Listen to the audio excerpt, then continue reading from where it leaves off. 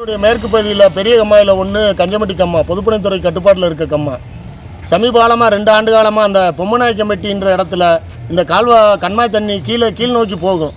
கீழ் நோக்கி பரளச்சி புள்ளநாயக்கம்பட்டி ஏறக்குறைய அங்கிட்டு இருக்க செங்கோலம் பூலாங்கால் கிட்டத்தட்ட ஒரு 44 கம்மாய்க்கு போகும். விருதுநகர் மாவட்டத்தில் ஒரு 7 கம்மா, ராமநாதபுரம் மாவட்டத்தில் ஒரு 40 கம்மா.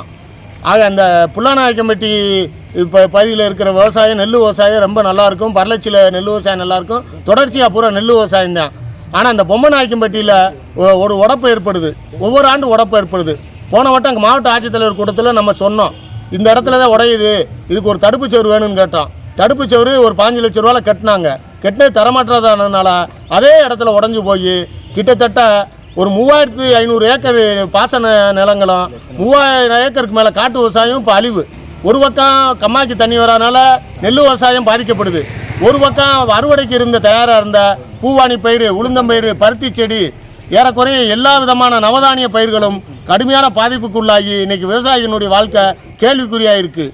ஆக உடனடியாக மாவட்ட ஆட்சி நிர்வாகம் உரிய கணக்கெடுப்பு நடத்தி பாதிக்கப்பட்ட பயிர்களுக்கு ஏக்கருக்கு 55,000 ரூபா நஷ்டஈடு வரைக்கும் கொடுக்கணும். அப்போ தான் விவசாயி இந்த பாதிப்பிலிருந்து எதிர்காலத்தில் விவசாயத்தை நோக்கி நகருவாங்க.